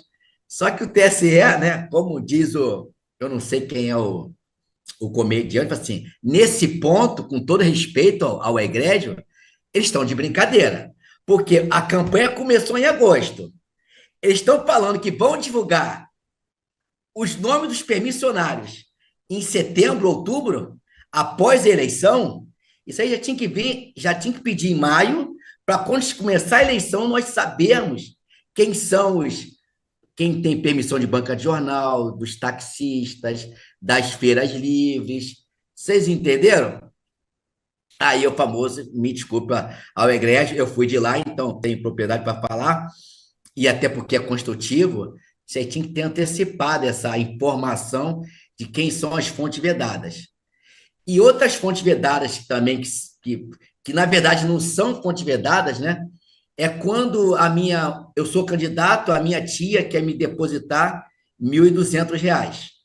E a norma fala, com a doutora Bruna, né, assentou no seu slide, é até 1.064 quando você quer doar em dinheiro. Aí, o que tem, doutora Bruna, de pessoas que devolvem, porque depositou 1.200, 1.300, 1.500. E aí o que aconteceu? Esse dinheiro que você depositou acima, isso quando eu falo em dinheiro, porque quando é Pix não tem problema, mas o dinheiro que você depositou acima de R$ 1.064,09, né? Depois eu conto por que é R$ 1.064,09. Você sabe, doutora Bruna, por que é R$ 1.064,09? Sabe, Wallace? É porque só tem esse valor na norma. Pode olhar. Na Lei 4737, que é o Código Eleitoral, tem esse valor, que é da UFIR, né? Que foi congelada lá em 93. Aí esse 1.064,09 ficou. Aí já perguntaram, vem cá, por que 64? É porque se nós colocássemos qualquer valor, poderia ter uma ilegalidade no assunto. Aí já que está lá 1.064, a gente colocou 1.064. Estou contando a fofoca que eu já escutei isso em YouTube, né? Então é isso. Quem depositar em dinheiro mais de 1.064, o candidato é obrigado a devolver para o doador. Só que o candidato, por acaso, ele verifica no extrato bancário, todo dia, que tem aquele valor? Entrou dinheiro, ele gasta, entrou, ele gasta, entrou, ele gasta. O que acontece? No final da campanha, ele vai ter que devolver, Mara, esse dinheiro, porque é um dinheiro acima do 64, e a norma falou que tem que ser, se não devolvido ao doador antes de gastar, ela tem que ser recolhida ao tesouro. Então, são vários depósitos que a gente vê de pessoas depositando vários, até com a boa-fé, né? Então, esse cuidado, né, é muito interessante. Pois bem, chegamos no ponto crucial que eu falo, que é a comprovação da despesa. Eu vou dar uma palestra agora quinta-feira, lá no TRE, e eu intitulei a palestra Abacaxis, você sabe, laranja, você sabe o que é laranja, né? Todo mundo já sabe o que é laranja. Laranjas, abacaxi, limões e abacaxis, né? A laranja a gente sabe que essa questão que é tão chata, assim, chega a ser vergonhosa da nossa nação, do tratamento que dão às mulheres, né, quando a eleição. Dizem que as mulheres são lindas para tudo, mas quando chega na eleição, elas são tratadas com aviltamento que chega a dar dó, né? Fala-se em 5% do fundo partidário para o programa das mulheres e muitas das vezes, gente, um garçom ganha mais do que 10%, ou seja, a mulher está muito mais abaixo do serviço garçom, que também não merece também tratamento ruim. Então, essa questão dos comprovantes e tudo é muito importante porque tem que ter nota fiscal, tem que ter o cupom fiscal, né? E aí eu vou tratar esse tema dos limões que a justiça tem, porque a justiça é muito azeda no trato porque o dinheiro é público, parece que se mandar o candidato devolver, parece que assim, é simples. Não há um sopesamento, não há uma equidade, não há um respeito, né? ao candidato que tudo é devolver, tudo é devolver, tudo é devolver. Às vezes não aprecia que, tudo bem, eu não tenho uma nota fiscal, mas a norma fala que eu posso, né, na falta da nota fiscal, um contrato, um recibo.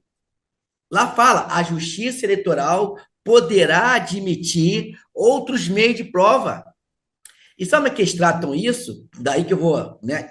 Eu estou falando daqui, doutora Mara, e vou falar lá dentro do terreno, não sei se eu vou sair preso de lá, né? Porque, assim, eles tratam assim, poderá admitir, doutor Alisson, é faculdade nossa, não é obrigatoriedade. Então, quando fala poderá admitir outros comprovantes, é que eu não tendo uma nota fiscal, eu poderia admitir, né? Eu poderia juntar um contrato, juntar um recibo, juntar um relatório que aquilo foi comprovado, uma fotografia, o vídeo. Tá aqui, ó. Eu tive mais de 30 bandeiras na rua, tá aqui o vídeo.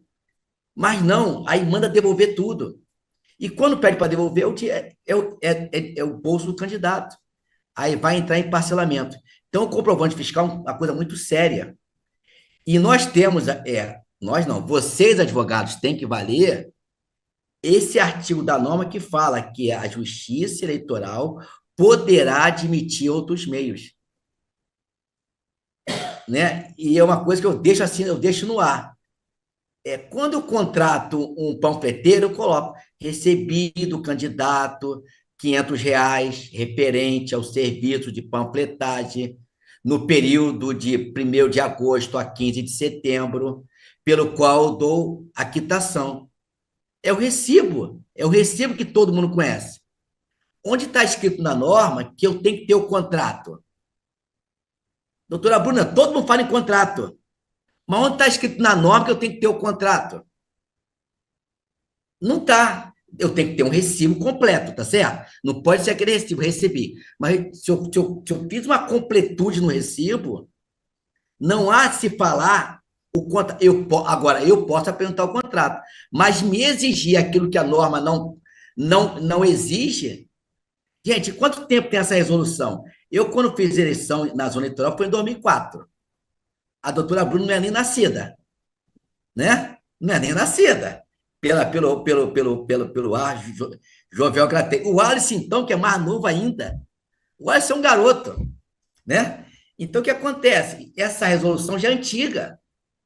Por que então não coloca na resolução que a comprovação tem que ser feita? Nota fiscal, o contrato, é isso e aquilo.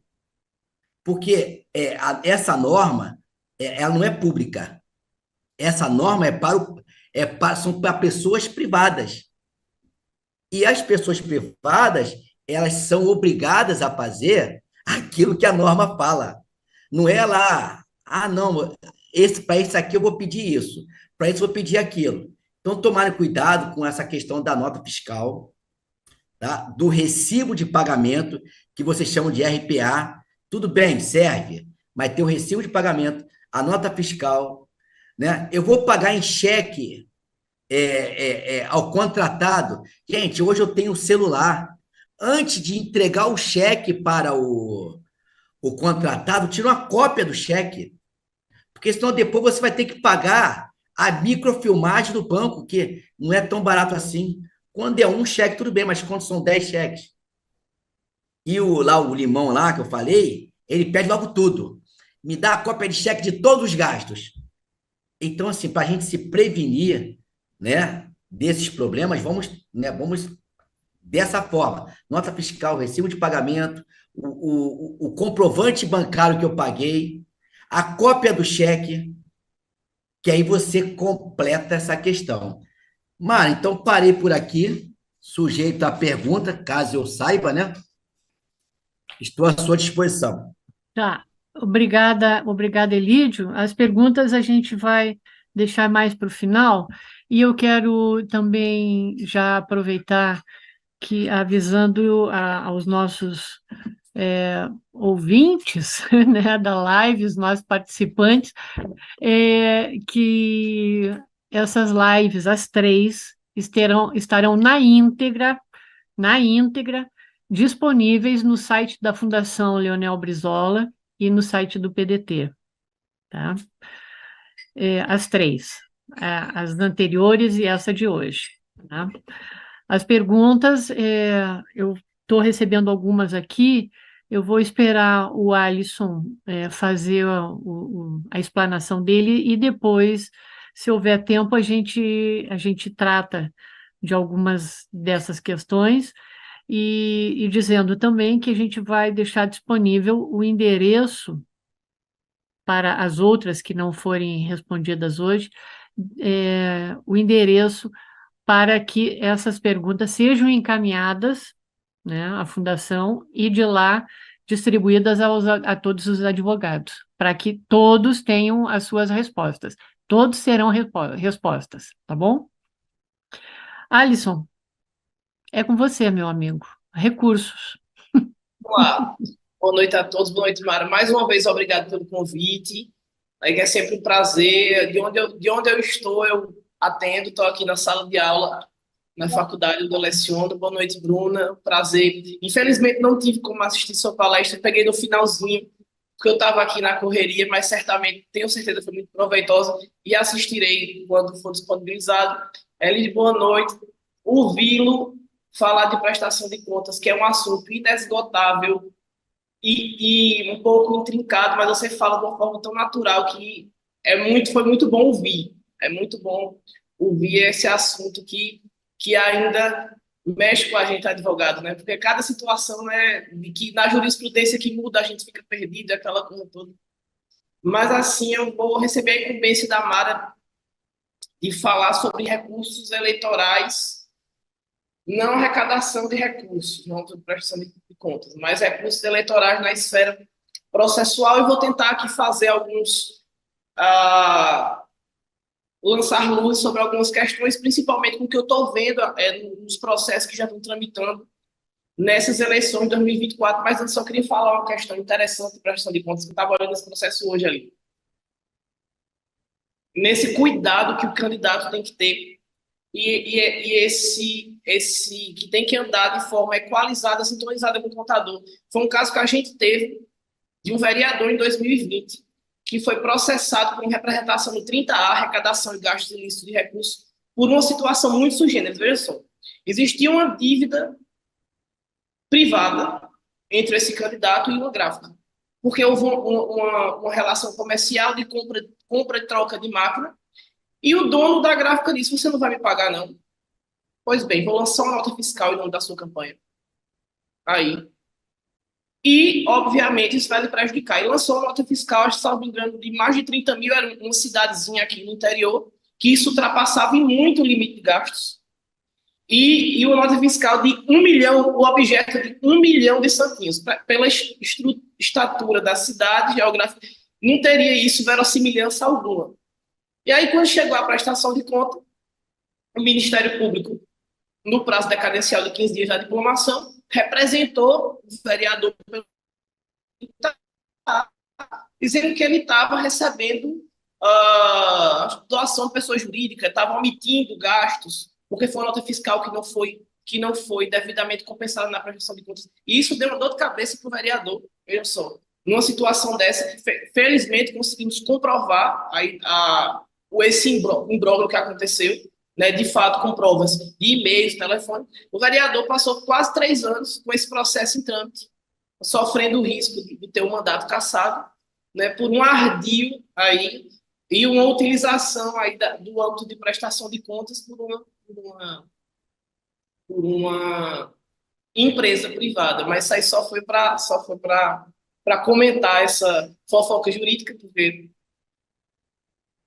a gente falando de prestação de contas, mas vejam que se não tiver um contador ligado e um advogado ligado, uma situação dessa reverberou tanto na prestação de contas e poderia gerar essa questão de arrecadação e utilização de fontes vedadas pela lei de recursos, pode gerar cassação do mandato do vereador. Então, a prestação de contas para vocês, pré-candidatos, não levem de forma como se não importasse, porque pesa no bolso e pesa no seu mandato, caso acontecer, por exemplo, uma representação dessa pelo artigo 30A da Lei das Eleições e, eventualmente, acontecer uma cassação. Então, tudo tem que estar bem alinhadinho né, com contratação efetiva de um advogado, andando ao lado do contador, que tudo vai ocorrer bem, porque no lugar de festejar a vitória, você está aí gastando com mais advogado, mais com um advogado para fazer suas defesas, e aí os recursos dos tribunais. Bom, mas era só esse o ponto inicial, e vamos lá para os recursos eleitorais. Bom, gente, a justiça eleitoral, as normas que regem o processo eleitoral, processo no âmbito da legislação adjetiva, traz umas especificidades muito claras, que é muito diferente do que a gente vê como advogado em outros ramos do direito, sobretudo na normalidade que a gente utiliza o Código do Processo Civil para tudo. Então, os recursos eleitorais, eles trazem ritos específicos em relação a prazo, a procedimento e a qual recurso cabível a ser utilizado contra determinado comando judicial que veicule determinado tema de direito material. Ou seja, tem que se saber direito qual a ação que você está sendo processado, qual foi a pena que lhe foi imposta, para poder saber, os advogados que estão nos ouvindo, para poder saber qual o rito que foi proposto naquele processo, para saber como agir, em que prazo agir e que recurso utilizar. Porque numa situação dessa, havendo utilização errada, um erro grosseiro na interpolação recursal, se não for o caso de aplicação do princípio da fungibilidade, seu recurso não vai ser conhecido.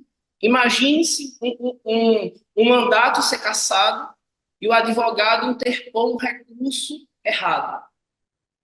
Por exemplo, está falando, vamos supor, uma situação que um processo que tramite de cassação, uma representação especial tramitando diretamente em um TRE, e em vez de interpor um recurso ordinário, interpõe-se um recurso especial. Isso aí, em algumas situações, ocasiona erro grosseiro e você perde o mandato. Ou, se for uma situação, por exemplo, representação especial, que apenas se o candidato for multado apenas, o recurso cabível é o recurso especial e não o recurso ordinário. Quando houver apenas multa na representação por conduta vedada. Então, assim, são situações bastante específicas que, se o advogado não tiver o manejo, é por isso que o pré-candidato, agora que estão pipocando processos de propaganda antecipada, eu estava falando na outra live que aqui em Pernambuco, até terça passada, já tínhamos 215 representações de propaganda eleitoral antecipada tramitando no TRE de Pernambuco. O TRE colocou no Instagram. E eu fui, né? Eu fico passeando pelo PJE para saber como os juízes estão julgando, para saber como é que a gente vai se posicionar, e o TRE também. E uma coisa que eu vi foi de uma cidade aqui próxima, de Recife, uma questão bem interessante. E foi isso por isso que eu vou trazer essas questões mais práticas e diretas, sem ser teóricas e doutrinárias de recurso.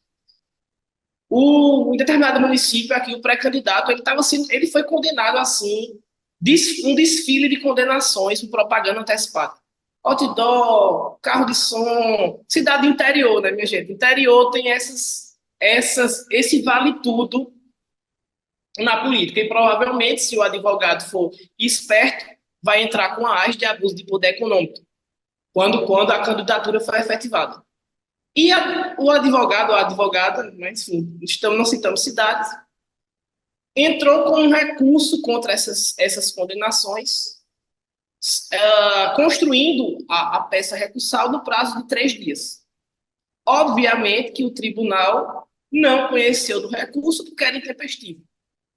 Aí, na hora, o advogado pensa que não tem habilidade prática, né, com eleitoral. Mas, olha, no Código Eleitoral tem dizendo que o prazo é 3 dias.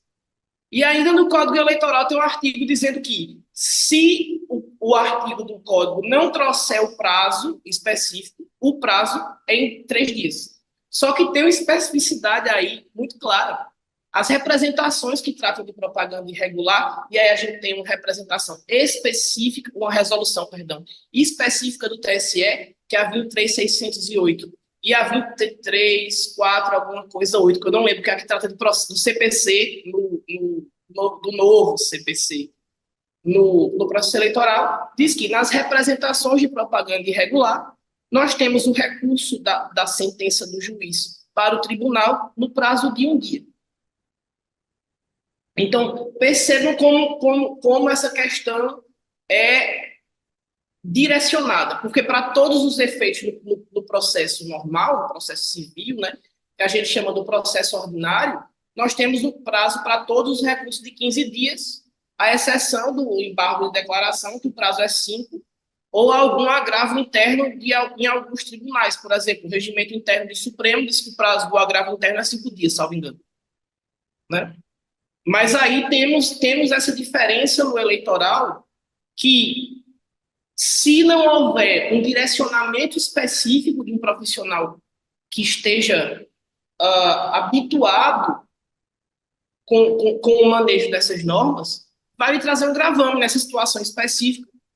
Esse pré-candidato que eu narrei dessa cidade aqui próxima, que houve essa perda de prazo do advogado, perda não, ele entendeu que era 3 dias, são condenações de 15, 25, porque tem reincidência. Em algumas situações, eram casos que hoje em dia a gente tem esse negócio que eu estava falando na outra texto, de palavra mágica, que é um critério tão subjetivo que a gente não tem parâmetro nenhum. Porque antigamente o TSE dizia, não, a gente, o período explícito de voto é de forma objetiva, sem analisar o conjunto da obra. Aí agora a gente tem, não, depende do contexto. E aí, para a gente conseguir um contexto na jurisprudência, que o candidato o candidato da gente, use a mesma palavra mágica do que o TRE, o TSE entendeu o que era ou o que não era, aí a gente está numa loteria jurisprudencial, não sabe o que acontece. Mas, às vezes, nessas situações desse candidato, talvez, eu não cheguei a ver a fundo o processo, mas talvez poderia ter tido uma situação que nem se encaixaria como propaganda dessa.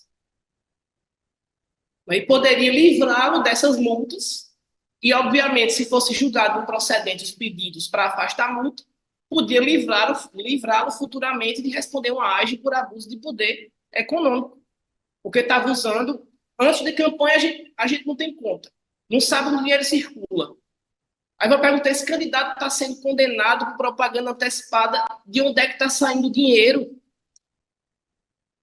Então, veja como uma situação aparentemente simples pode ocasionar uma simples perda de prazo, pode tocar em várias searas. Ou seja, pode lhe prejudicar de N modos, como pré-candidato e como candidato. Outra questão que é uma situação bem específica no processo, no meio das eleições, né? A partir do momento que começa a propaganda. Direito de resposta. Direito de resposta tem um prazo para entrar com o direito de resposta na mídia escrita, na imprensa escrita, na internet. Se perder, decaiu. Prazo para direito de resposta, a gente é todo de recurso.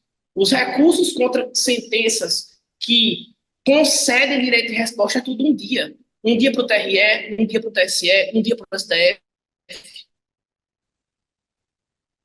Então, assim, nessas situações, se não tiver um olhar, e aí a resolução 23608, toda eleição, eu sempre faço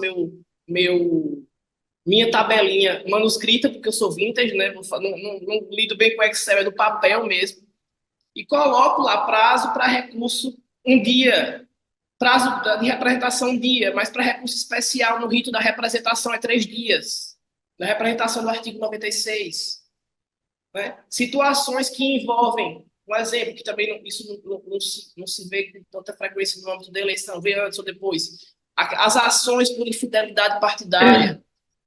Né? Se for uma ação contra um vereador que mudou de partido sem a justa causa, ela tramita diretamente no TRE, o recurso vai ser o especial para o TSE, mas se for um que envolve mandato de deputado estadual, já não vai ser o recurso especial, vai ser o recurso ordinário. Então, a gente tem todas essas nuances que, se não forem observadas, acabou. É como a gente diz aqui em Pernambuco, é cachorro e vela preta. Ainda mais quando se tratar de um mandato. Ou, se for a situação, se for o caso, no âmbito de cassação de registro. E no âmbito de cassação de registro, tem aquela aquelas questões processuais de se vai falar de inelegibilidade é recurso especial, se vai falar de elegibilidade ou vice-versa, é o recurso especial eleitoral. Então, numa situação dessa, se o recurso for interposto de forma errada, você perde e você tiver subjúdice, com grande chance de você conseguir, de você ser eleito, conseguir ser diplomado, seu registro é cassado, e a depender do momento que o registro for cassado, se você já tiver sido diplomado, você perde o mandato. Então, outra questão interessante para os advogados que estão nos vendo, nos ouvindo, a questão das decisões liminares na Justiça Eleitoral, que isso aí, antes de ser criada todo um magistério jurisprudencial e doutrinário, a gente ficava doido. Por quê? Porque para o Código Eleitoral e tudo que envolve as leis eleitorais, diferentemente do que a gente tem no processo normal, digamos assim, né, para falar mais mastigado, das decisões de urgência, a gente tem uma hipótese de recurso no processo normal, que é o agravo do instrumento. No eleitoral, a gente não tem essa espécie de recurso, porque o processo eleitoral é marcado pela celeridade, tudo é muito rápido. Então, tudo tem que ser resolvido em prazo de 24 horas, 48 horas. Então, a gente não tem como vai entrar como um agravo, que é o recurso cabível nas decisões de urgência no âmbito do processo civil. A própria resolução 23.608, a resolução 23, a de processo, que fala do novo Código de Processo Civil, fala que as decisões interlocutórias são irrecorríveis. O teor delas pode ser analisado no final do processo, no mérito do processo, quando o juiz for julgar. Mas existe a hipótese de, se uma decisão de urgência lhe prejudicar, decisão liminar, você pode entrar com um mandado de segurança, que é uma ação mandamental, que se protocola diretamente no tribunal, ou seja, se o juiz da sociedade eleitoral mandou você tirar uma postagem porque está falando que é fake news, seu advogado, não é agora, qual o recurso cabível? Você não vai esperar, obviamente, o processo terminar. Você pode impetrar o mandado de segurança diretamente no Tribunal Regional Eleitoral, dizer que aquela decisão é teratológica. O que é teratológica? Que viola diversos dispositivos legais, que viola a jurisprudência, que traz uma afronta ao seu direito líquido certo. E, a partir daí, o Tribunal Regional Eleitoral pode derrubar essa decisão. Por exemplo, aqui em Pernambuco, nós temos esse entendimento simulado já, que acerca do cabimento do mandado de segurança contra decisões interlocutórias. E mandado de segurança não é recurso, é uma ação. Mas foi uma forma da doutrina e a jurisprudência construírem um método rápido e célere para poder derrubar questões que possam ferir de morte direito dos candidatos. Então, isso é uma questão interessante que acontece muito nos nossos pleitos. O juiz dá uma decisão, manda tirar uma reportagem do ar, manda você fazer qualquer tipo de tirar ou geralmente para se retirar propaganda de fake news, que o juiz entende como fake news ou mentirosas e tal.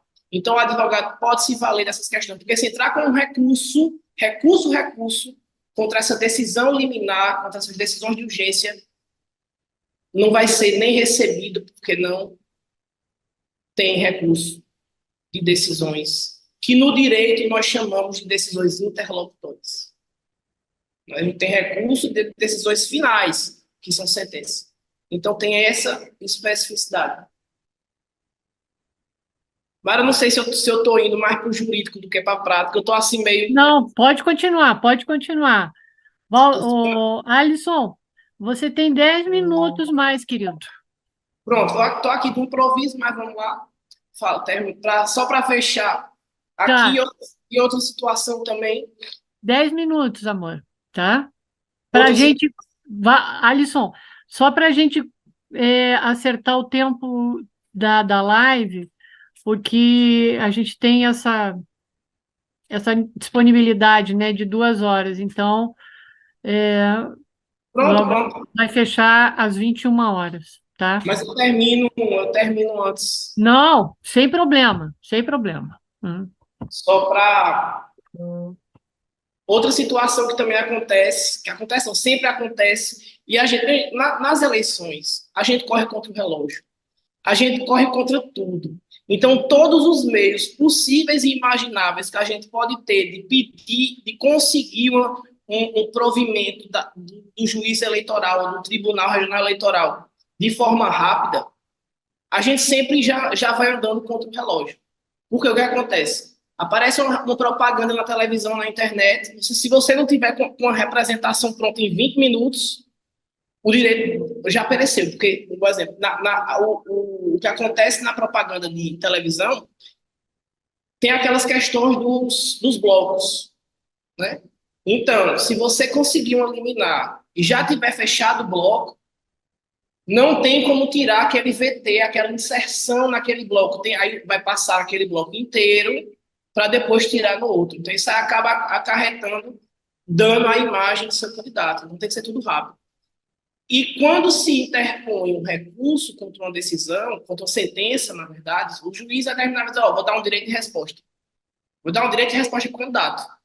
A partir desse momento já vai começar como o marketing de campanha já enlouquece, porque tem que preparar o vídeo, né? Aqui em Recife, em 2020, o juiz queria ver o vídeo antes de mandar rodar, né? Já em 2022, no TSE, a gente tinha aqui as petições iniciais de direito de resposta já tinham que vir com o texto da resposta já pronto, porque aí você já tinha o contraditório, a ampla defesa na defesa, quando você ia fazer a defesa, ia mandar rodar.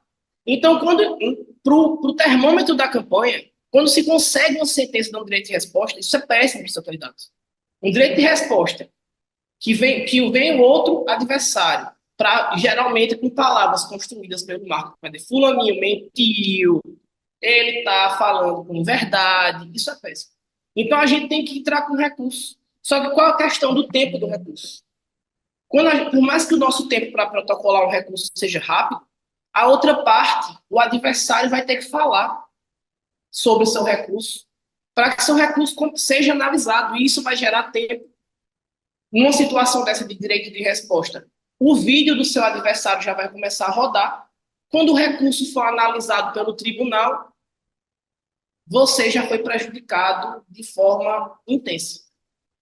Então, o que a gente usa muito, os advogados aí de plantão que estão nos assistindo nas eleições, protocolou o recurso contra a sentença do juiz, você já abriu processualmente o segundo grau de jurisdição.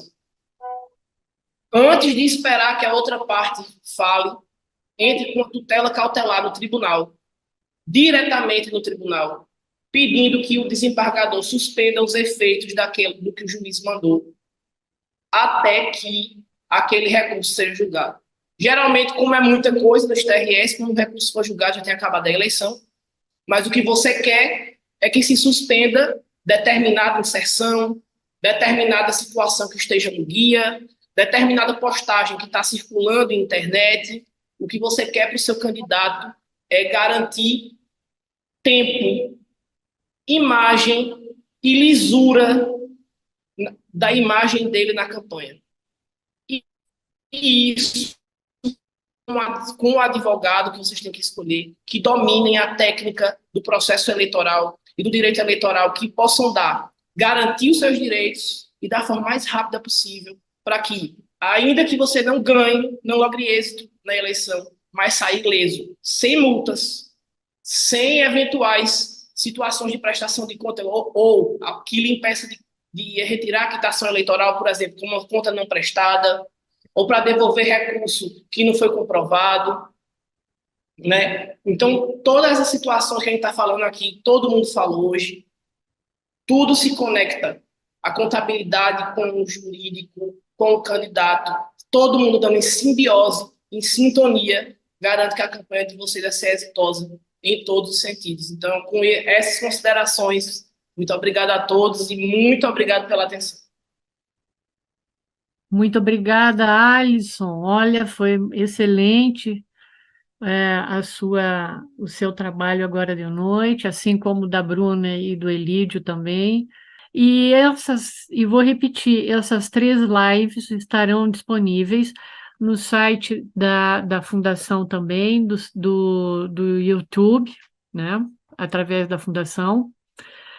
E as perguntas que nós iríamos responder agora, eu gostaria que fossem dirigidas para um endereço da fundação aqui, que é a secretaria. Eu gostaria que anotassem os nossos companheiros que estão acompanhando essa live, anotassem secretaria@ulb.org.br. Eu vou repetir, secretaria@ulb.org.br. Então, vocês, por favor, encaminhem as suas perguntas para este endereço, tá? Que este endereço vai encaminhar para o Núcleo Jurídico Nacional do partido, que irá responder as suas dúvidas e os seus questionamentos. Vocês não irão ficar sem resposta alguma, tá? Todas serão respondidas. Então, encaminhe para esse endereço que a gente vai tratar de elucidar isso aí tudo.